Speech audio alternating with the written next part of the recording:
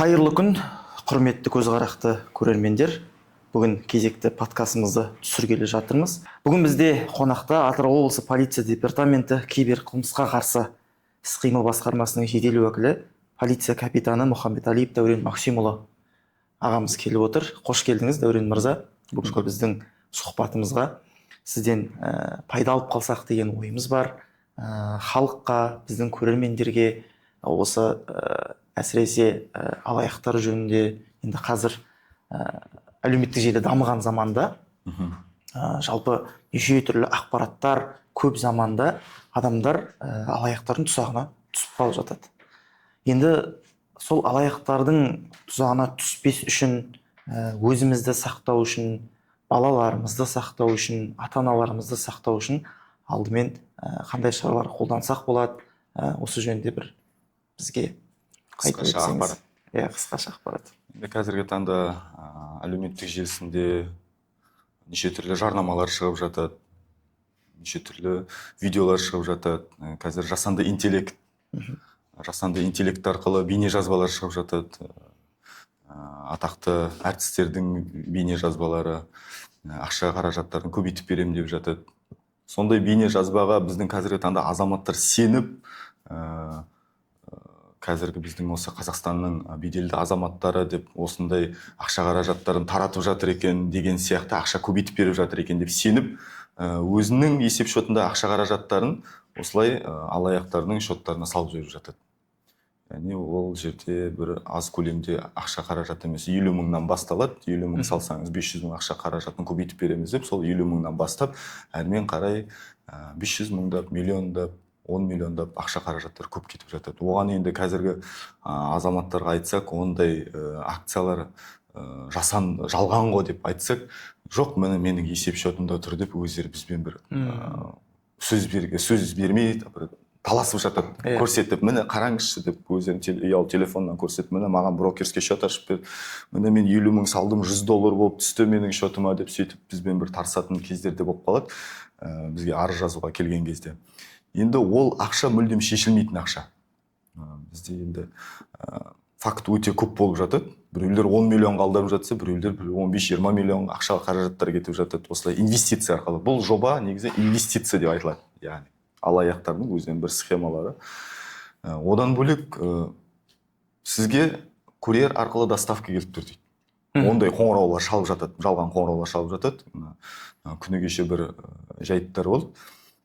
8 наурыз арасында ол сізге доставкамен курьер арқылы гүл келіп тұр, гүл шоқтар келіп тұр деп, осы әйел азаматтар алданып қалып жатқан кездер болды.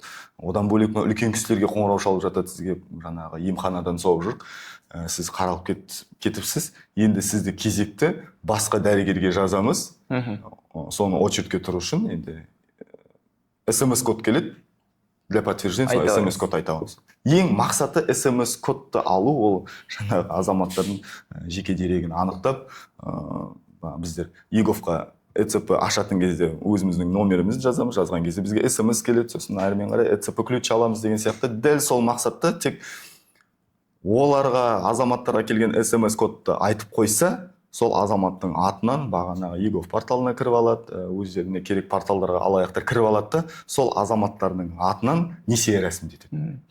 Яғни соңғы шешім бәрібір азаматтың өзінде. Соңғы шешім бәрі азаматтың өзінде. Өз қолымен істейді. Енді өз қолымен істегенде де бұл жерде алаяқтар қысымшылық көрсетеді.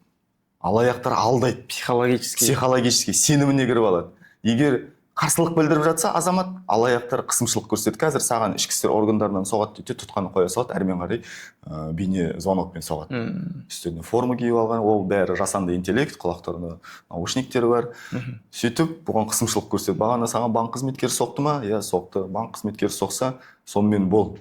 Бұл ақпаратты басқа біреуге айтатын болсаң, сені жауапкершілікке тартамыз, қазір саған жаңағы спецназ жібереміз, группа жібереміз деп сөйтіп қысым. Ондай көп, факт өте көп болды. Шынымен де азаматтар келеді, қорқып келетіндер бар.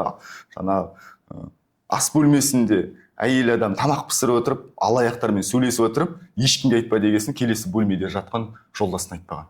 Келесі бөлмеде жолдасы келіп тұр, бірге күйеу айтады, мен деген телевизор қарап жатырмын дейді, естіп жатырмын, әйелім телефонмен сөйлесіп жатқан дейді. Гүбір сөйлесіп отыр, мен мән бермейсің ғой дейді. бір кезде бір әбден бір кеш болған кезде айтып тұр дейді, осындай ақша қаражат аударып жібердім. Атына несие алып тастаған. Енді осындай мысалы тұрғындар осындай алаяқтарға алданып қалғанда алғашқы 24 сағатта не істеу керек? Ең алдымен бұндай бөгде адамдар қоңырау шалып жатса, бірден тұтқаны қоя салу керек.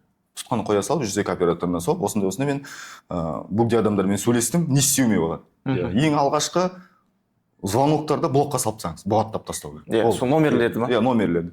Егер смс-код айтып қойса, өзінің бағана Егов мобайл приложениесі бар, ұялы телефонда, сол приложение кіріп, стоп кредит деген бар. Анда өзінің несиесін стоп қойып тастайды. Сол стоп кредитті жасап, сосын бағана ECP ключін новыйдан кері аша салу керек. Новый ECP ключ.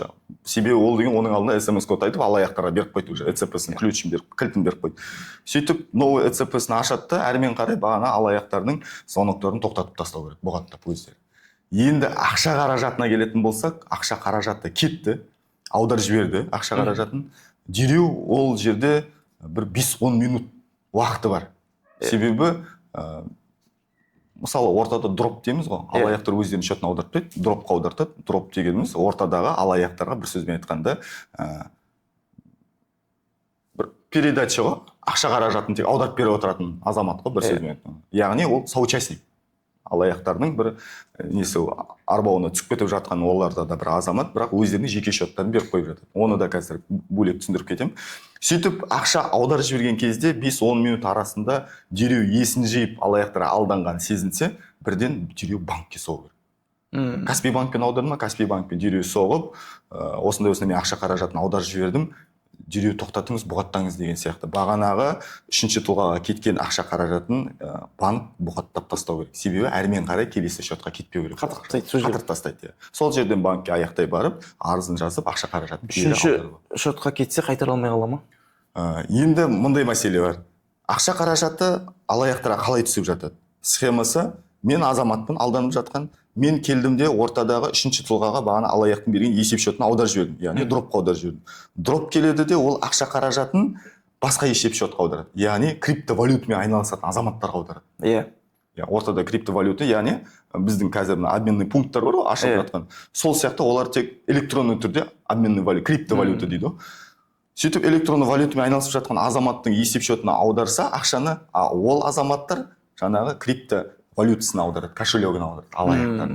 Оны анықтау өте қиын қазіргі таңда. Ақшаны жоқ қылып жібереді. Бір сөзбен айтқанда, Қазақстаннан шығарып алады ақшаны. Сосын қайтадан өздеріне білмейсің ары қарай. Әрмен қарай уже ақша қаражаты қайда кеткен. Ол мүмкін былай да мындай факттер болып жатады. Ақша қаражаты үшінші тұлғаға түседі, ол үшінші тұлға ақшаны Дубайдан шешіп алады, Грузиядан шешіп алады. Түсінесіз ба? Сондай мәселе. Енді осындай неше түрлі алаяқтардың мысалы арбауына түсіп қалып жатады ғой адамдар. Мынандай жағдайлар да болды. Мысалы кейбір жігіттер әсіресе жаңағы бір топтардың, діни топтардың жетегінде жүрген жігіттер бір садақаға ақша жиналады. Мысалы біреуге көмектесеміз деп жиналады. Сол жиналған сума енді бұл жерде айтпайды ғой, мысалы Сирияға жіберіп жатырмыз, немесе тағы бір жаққа жіберіп жатырмыз деп айтылмайды ғой. Мынандай жерге ақша жиналады, бір көмектесіледі дейді де, ол ақша Қазақстаннан тысқары жерге шығарылады, яғни радикалды топтарға түседі.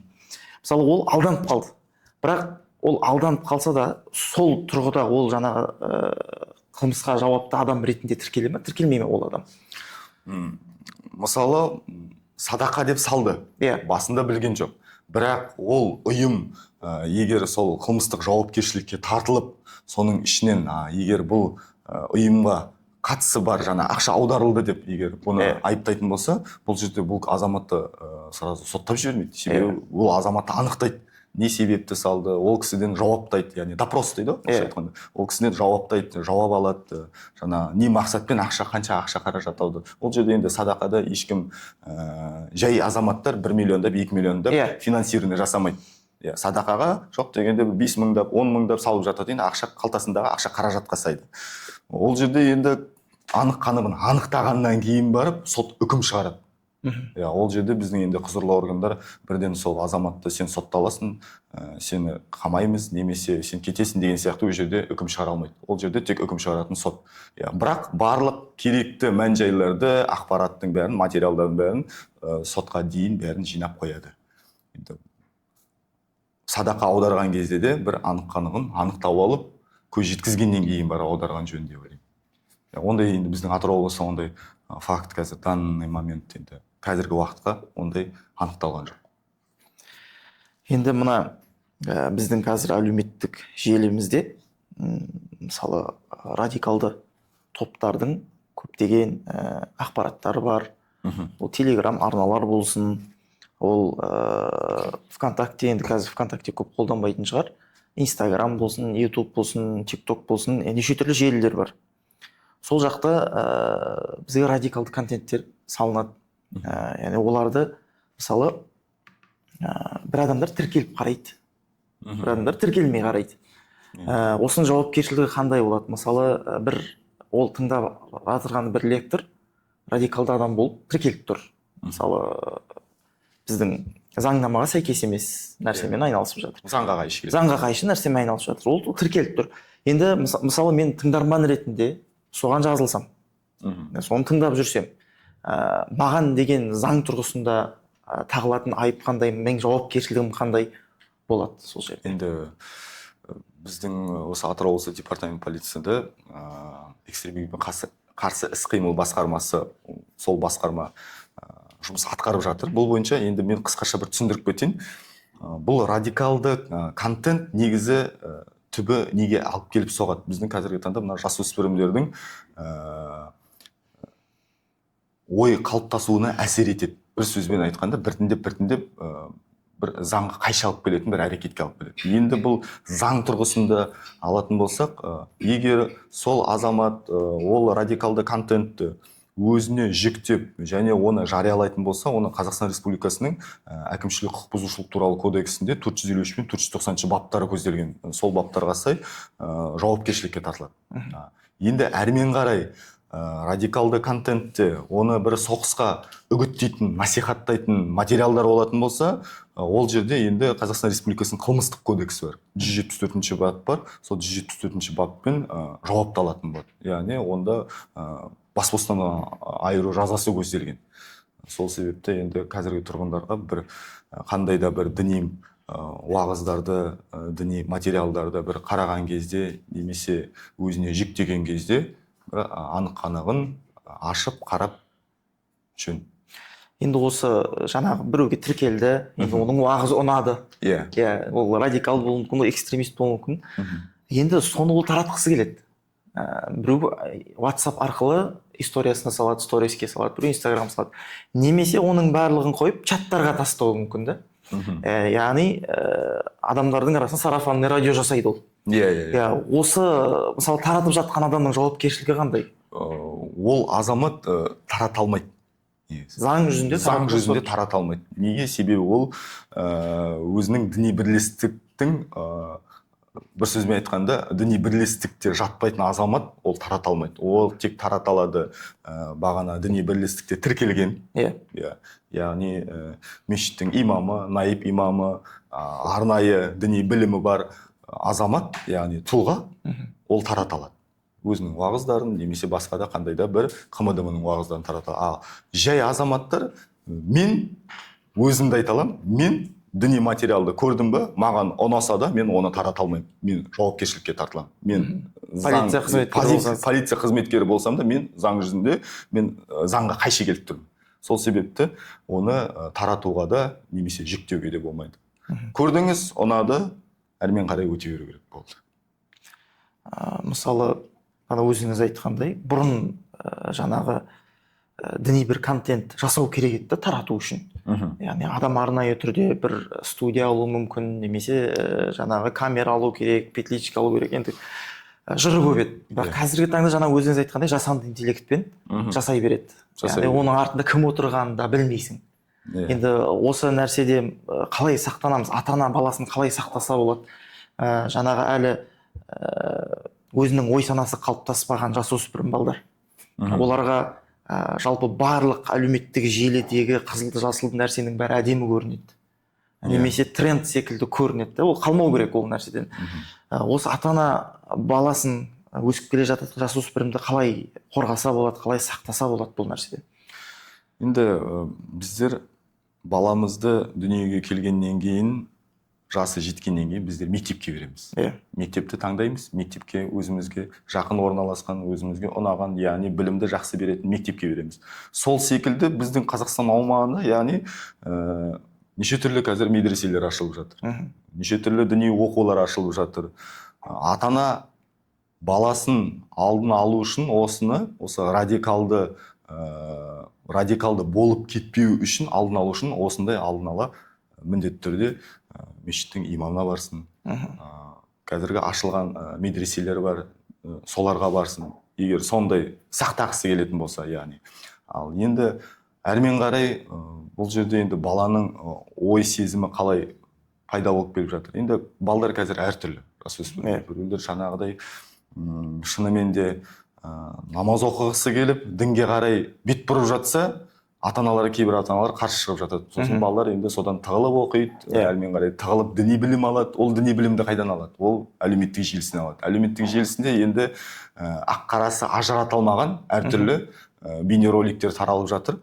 Соны енді ата-аналар оны анық-қанығын анықтау үшін, осы баласын аман алып қалу үшін бірден мешіттің имамына жүгінген жөн деп ойлаймын. Мысалы, анау қазіргі телефондарда, мысалы, родительский контроль деген неше түрлі бар ғой, приложениелер бар.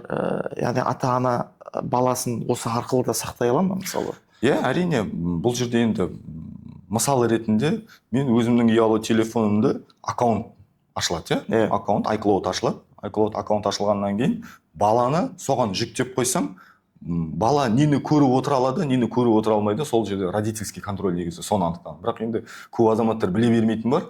Осының басын ашып. Оны негізі, оның ішінде родительский контроль бағанағы YouTube әлеуметтік желісінде бір запрет қоятын видеолары болады, соны қарай алмайтындай. Тек мультфильм қарай алады.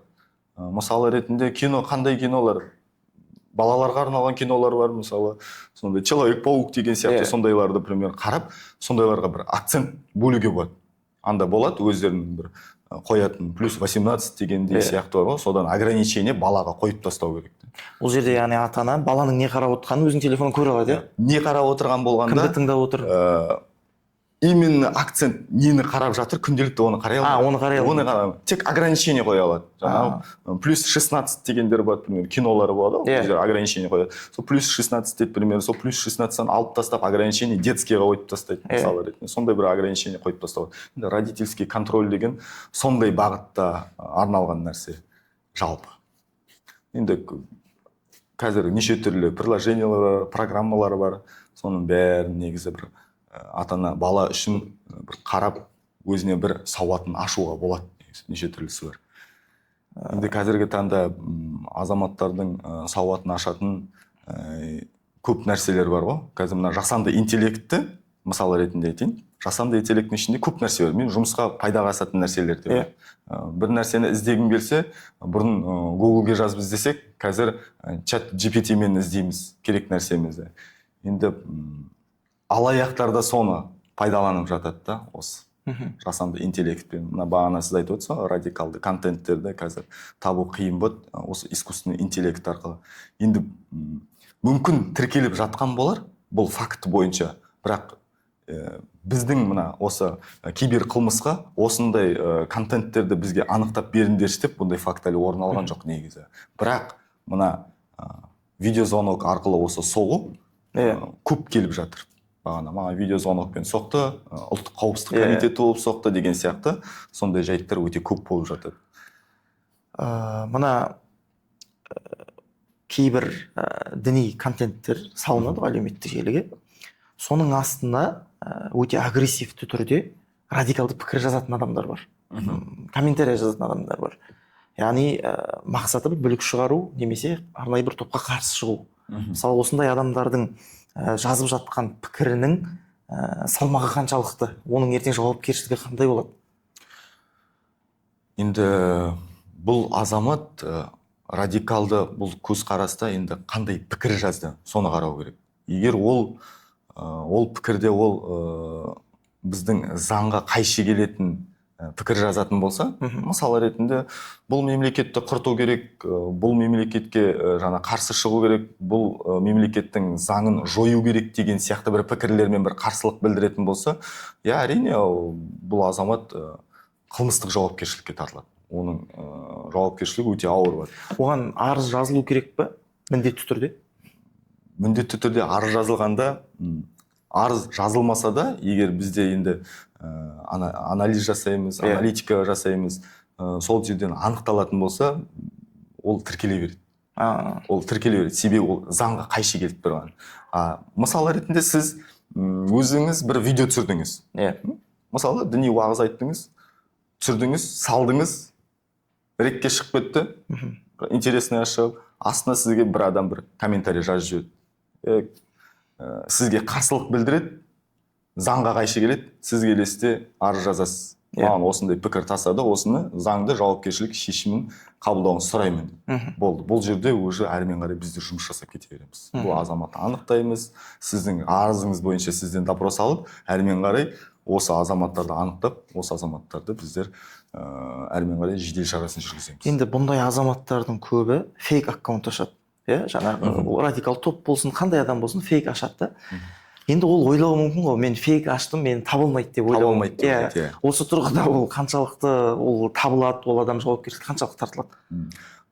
Қанша жерден фейк ашсын, ол номер тіркемей қойсын, ол электронный өзінің почтасын тіркемей қойсын, бірақ құрылғы бар да. IP. Құрылғы IP бар. Ол IP-дан анықталады. Ол IP арқылы қандай номер сала алады, ол IP арқылы қандай тағы да басқа өзінің почтасы бар ма, бұл бәрін анықталатын нәрсе да, бұл анықталмайтын нәрсе жоқ емес, бәрі анықталады. Бірақ енді хакер дейді, хакерлер бар. Ондай тұрғыда енді олар бір сақтанып істейтіндер де бар. Ол енді арнайы бір дайындалған адам болу керек. Машақтанған адам дайындалып. Бірақ көп жерде осындай фейк ашады, өзінің аты жөнін жазбайды, ұсқынын көрсетпейді, суретін ештеме салмай, бағанағы бір азаматтың атын жаза салады да, бірақ сонымен тек жаза береді, неше түрлі пікір ойына келген істей береді. Бірақ әрмен қарай оның арты ашылғаннан кейін не істейді, өкінішке алып келеді. Сол себепті ондай жайттарға бармаған жөн деп. Кешірім сұрап видео түсіріп тұрады деген сөз. Кешірім сұрап видео түсіріп тұрады. Мысалы, бұл жерде жаңа радикал дегенде тек қана бір діни контекстте айтып тұрған жоқпыз. Мысалы, дінді қаралап жазатындар бар, радикалды түрде. Мысалы, ислам дініне қарсы бір адам, немесе басқа бір дінге қарсы. Мысалы, арнайы бір топқа қарсы бір адам болуы мүмкін да. Немесе дінді ұстанатын адамның құрметтейтін нәрселерін ол аяқ асты қылып пікір жазуы мүмкін ол адам. Мысалы, радикалды түрде, арнайы түрде, андай пәленше, сенің табынатын нәрсең мынандай деген нәрсе мен адамның ар-ожданына тиюі мүмкін. Бұл осындай пікір жазған адамның жауапкершілігі қандай болады заң алдында? Бағана айтып кеткен қылмыстық жауапкершілікке тартылады Қазақстан Республикасының қылмыстық кодексіне. Бұл қылмыстық кодексте 174-ші баптың ішінде өзінің тармақтары бар бөлінген. Сол 174-ші тармаққа кіреді. Мысалы ретінде ол тек бір дінге қатысты жазбасыншы, мемлекетке даже қарсылық шықса да сол 174-тен қозғалады. Себебі оның ішінде бағана ашылып, әр тармақтарда көрсетілгенді. Сол себепті сол бап, бірақ басқа тармағы болуы мүмкін да. Сонымен тек жауапталады. Енді ол заңда қателеспесем 3 жылдан басталу керек. Бас бостандығынан айыру жазасы. Бас бостандығынан айыру жазасы. Ол енді қылмыстық кодекс болғасын, ол жерде бас бостандығынан айыру жазасы көзделеді. Енді тек дінге қатысты емес, заң алдында шеңберден шықпау керек. Бір сөзбен айтқанда, заңның шеңберінен шықпау керек. Заңның шеңберінен шығу деген ол бағанағы басқа бір мысалы ретінде айтып кетейін. Біздер Қазақстан неге ислам мемлекеті емеспін дегенмен бір өзімнің құлағымнан естіген бір. Біздер зайырлы мемлекетпіз. Зайырлы мемлекет дегесін оның ішінде бізде тек ислам діні емес, оның ішінде христиан діні бар, оның ішінде йога бар. Қателеспесем, Қазақстан Республикасында 18 діни бірлестік бар, мен білуімше. Сол 18 діни бірлестік болғасын біздер зайырлы мемлекетпіз. Енді кейбір жаңағы азаматтардан естіп жатам, құлақ қағысып, біздер ислам мемлекеті болу керекпіз деген сияқты етіп заң шеңберінен шықпау керек та, өйтіп үгіт насихат айтпау керек деп өзім айтамын да. Егер сол заң шеңберінен шықпаса, өзін заң бұзбаса, ешкім оны жауапкершілікке тартпайды. Бір сөзбен айтқанда. Яғни қазіргі жалпы қолымда телефон бар екен, мен нені қаласам, соны жазам деген нәрсе ол заң жүзінде дұрыс емес. Жауапкершілікке тартылады. Соны білу керек те, жауапкершілікке тартылады. Енді кішкене тақырыптан ауытқысақ, мысалы әлеуметтік желіде отырған кезде бір арналарға бағытталатын контенттер шығады. Мысалы, мына батырманы басып телеграмға өтіңіз, мына батырманы басып инстаграмға өтіңіз, немесе ватсапқа өтіңіз, жеке шығыңыз деген сынды. Яғни бір радикалды топтардың бір тұзақтары болуы мүмкін да. Мысалы, адамдар осындайға түсіп қалып, ол телеграмға тіркелді, ішін тыңдады, осыдан қалай сақтану керек, бұл нәрсені қалай алдын алу керек? Мысалы ретінде бір қысқаша ақпарат беріп кетейін. Бұндай ақпаратты көрген жағдайда міндетті түрде бізде егер радикалды бағытты көретін болса, бізде арнайы мына дін істер басқармасының жанынан құрылған ақпараттық талдау орталығы бар. Сол орталықта мониторинг жасайды. Сол орталыққа барып хабарласа алады. Мен осындай діни жарнамаларды көріп тұрмын, яғни ол радикалды екен сияқты, соның бір шешімін қабылдасаңыздар деген сияқты. Бізде енді кибернадзор деген бағдарлама бар. Сол бағдарлама арқылы бұл парақшаны бұғаттайды. Егер ол орталыққа бармаса, біздің департамент полиция келіп, экстремизмге қарсы іс-қимыл басқармасына келсе болады. Мен осындай жалған жарнамаларды көріп қалдым. Сол жарнама кіріп қалған кезде бұл радикалды контент, жаңа насихаттайтын, жаңа не екен, чат екен деген сияқты, канал екен деген сияқты етіп бір көрсетіп, сондай ақпарат берсе болады. Ол жерде арыз жазып қажет жоқ, тек аяқтай келіп, міне мен ақпарат беруім келеді, осындай біздің азаматтарды қорғау мақсатында деген сияқты етіп. Мысалы ретінде. Одан бөлек алаяқтық. Алаяқта да дәл сондай. Мына алаяқтар деген фишинговый ссылка дейді ғой. Осы сілтеме арқылы жіберу, жарнамалайды. Мысалы ретінде мен жарнама көріп қалам, кроссовка көріп қалдым. Мен күшті кроссовка екен, жарнамадан өттім. Өткен кезде разрешить доступ батырмасы шығады. Разрешить доступ батырмасын басамда, әрмен қарай жарнамамды қарай берем. Жаңағы кроссовкамды қарай берем. Ол батырманы басқан кезде алаяқтар мына біздің құрылғыдағы WhatsApp желісіне связанный устройство кіріп алады. Көрдіңіз ба? Сол связанный устройство кіріп алады, кіріп алғаннан кейін сіздің WhatsApp-ыңызды бұғаттады. Бұғаттағаннан кейін сіздің мына контактыдағы бәріне хабарлама жазады. Маған 1-2 сағатқа 20 мың ақша қарызға бересің. Взлом WhatsApp деген. Келе жатады сондай сообщениелер. Дәл осы да, взлом WhatsApp деген. Осында егер жарнамаларды бір көріп жатса, немесе бағанағы инвестиционный акция дейді ғой, инвестиция арқылы ақша қаражатын көбейтеміз. Осындай жарнамалар шығып жатады. Соны қызықсаңыз, астына подробный батырмасын басыңыз деп. Если вам интересно, напишите нам или переходите по ссылку деген сияқты. Сондай жарнамаларды көрсе, аяқтай келіп, бізге келіп, соны көрсетуге болады. Мен осындай жарнаманы көріп тұрмын, осыны бір алдын алу шараларын ұйымдастырсаңыз деген сияқты бір ақпарат берсе болады.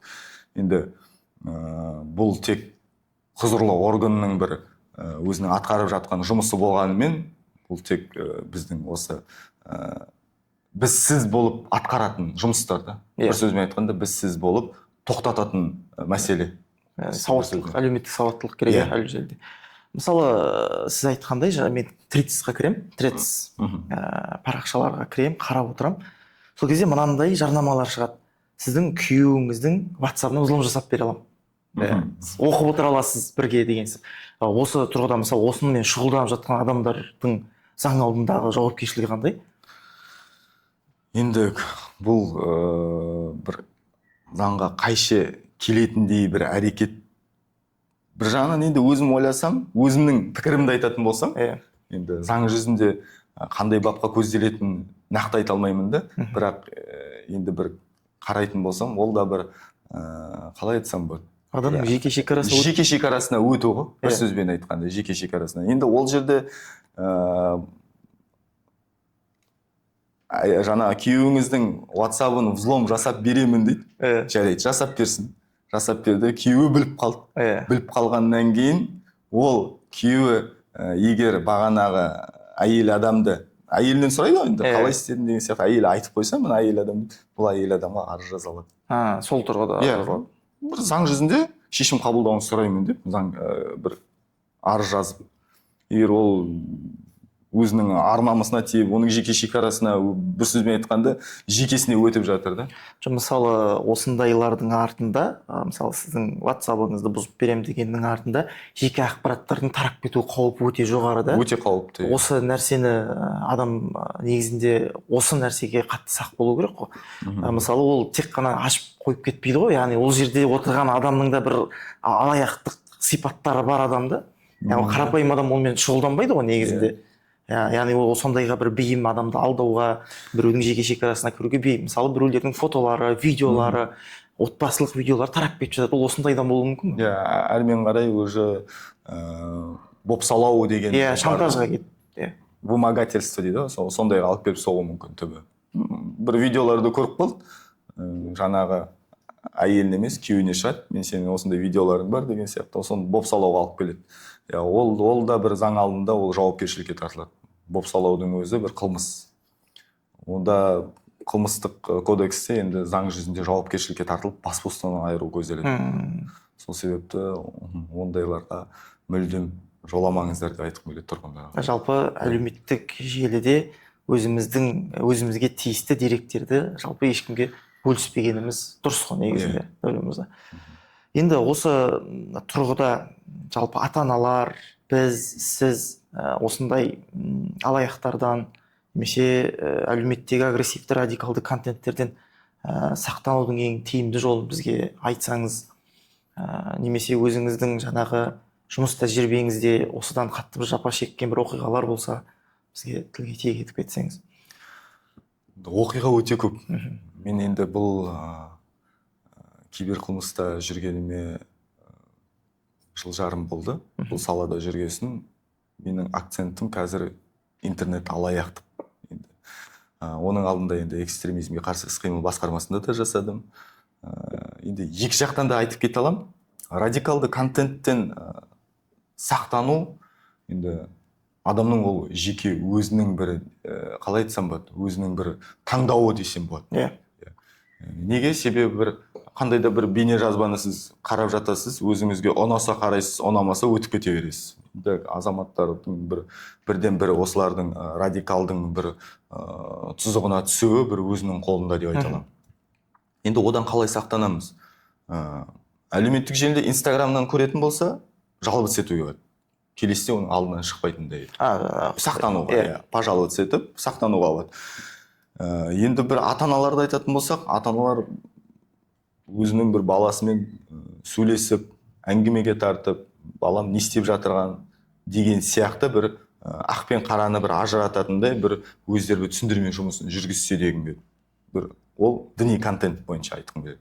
Енді мына интернет алаяқты айтатын болсам, өздерін қалай қорғайды? Қорғау тәсілдері өте көп. Оның бір бағанағы ең басында айтып кеткен Егов Мобайл арқылы ең бірінші өздерін стоп кредиттен отказ беріп тастау. Одан әлемек алаяқтар қоңырау шалып жатса, дереу бұғаттап, өздерінің ақша қаражатын ешкімге жібермеу. Оқиға туралы айтайын десем, оқиға өте көп. Жұрттар, енді азаматтар 20 миллион, 30 миллион, 50 миллион кетіп жатады ақша қаражаттар. Осы жылы бізде бір қыз бала Гүлшоғға келіп тұр деп 16 миллион ақшасын жіберіп қойған. Гүлшоғға келіп тұр, я из курьерской доставка компании, хочу вам предоставить доставка, цветы, можете мне продиктовать ваш адрес? Продиктуйте ваш адрес. Бұл қыз енді орысша сөйлегесін, русскоязычный барады да өзінің адресін айтады, мекен-жайын айтқаннан кейін для подтверждения мне продиктуйте смс-код. Ойымда дым жоқ дейді, смс келген кодты айттым, айтқаннан кейін 5 минут уақыт өткен жоқ, өзім жұмысқа асығып киініп жатыр едім, сол жерден тек ұлттық банктен соқты дейді. Я из национального банка, старший менеджер, вы только что продиктовали код мошенникам, теперь они собираются взломать ваш счет. сіздің счетыңызды бұзып ақша қаражатын алайын деп жатыр деп. Сөйтіп сол жерден шошып, а что теперь делать деп анау енді паниковать еткен ғой, ол жерден счетында ақша болғасын. Не істеймін деп қазір саған құзырлы органдардан соғады. Сонымен болды. Видеозвонокпен соғады. Видеозвонокпен соққанда біздің бір актеріміз бар, Рейнолд деген бір атақты актер, голливудский. Соның бет-жүзін алып, тек томпақтау етіп қойған. Өзі ана қыз скрин жасап сол маған көрсетіп берді. Мен соны Google-ден тауып, мынау актер десем, танымайсың ба десем, танымаймын дейді. Енді 2000 жылы? 2002 жылы қыз ба? 2003 жылы қыз. La La Landқа түскен актер ғой. Иә, сөйтіп видеозвонокпен соққаннан кейін бұл қыз тек сол жерден болдым деген, не істеймін енді деп. Бір сөзбен айтқанда солардың торына түсіп қалды алаяқтар. Бәрі пошагово істеледі. Иә, пошагово істеледі, бәрі пошагово істеледі. Бірден тек ұлттық қауіпсіздік комитетіне немесе ішкі істер органдарына бірден соқпайды. Бағана пошагово келеді. СМС-код алады, СМС-код алған. Сөйтіп құзырлы орган айтады, бұл ақпаратты ешкімге айтпа. Айтатын болса, сені жауапкершілікке, қылмыстық жауапкершілікке тартамыз, заочечке информация. Сөйтіп бұл қыз тұтқаны қояды, әлмен қарай бағана банк қызметкерімен сөйлеседі, ұлттық банк деген соққан. Сонымен сөйлесіп, 4 сағат сөйлесіп, сол 16 счетында тұрған 16 миллион ақшасын депозитінде тұрған. Несие емес, депозитінде тұрған 16 миллион, 26 миллион ақшасын, 16 миллион ақшасын сол алаяқтар алдырып жіберді. Сол себепті өзіңіздің жеке деректеріңізді, келген SMS-кодтарды, бағана бөгде адамдардың звоноктарын, вообще звоноктарды қабылдамау керек, тұтқаны қоя салу керек, өзінің жеке деректерін, SMS-кодтарды мүлдем айтпау керек. Дереу тек 102-ге қоңырау шалу керек. 102-ге соғып, әрмен қарай консультация алуға. Егер 102 консультация бере алмай жатса, бұл кісінің жаңа өзіне ақпарат жетіспей жатса, бізбен қоса салады. Бізге іштің телефоны бар, іште отырып біздер звонок қабылдай береміз. Бізге өте звонок көп түседі енді. Сізге көп рахмет, Дәурен Максимұлы. Бізбен осындай құнды ақпаратпен бөліскеніңізге, сіздің жұмысыңызға сәттілік тілейміз. Елімізде сауатты, әлеуметтік сауатты, жаңағы халықтың қалыптасқанын қалаймыз барлығымыз. Барлығымызды осындай бір алаяқтардың тұзағына түсіп қалудан сақтасын дейміз енді. Сізге көп рахмет. Құрметті көзқарақты көрермендер, біздің бүгінгі подкастымыз осымен аяқталды. Сіздерге ұнаған ақпараттар болса, пікір жазыңыздар, лайк басыңыздар, және де біздің арнамызда қандай мамандарды, қай саладан көргілеріңіз келеді, оны да жаза отырыңыздар. Түсінбеген сұрақтар болса да жаза отырыңыздар. Біз барлығына қуана жауап береміз.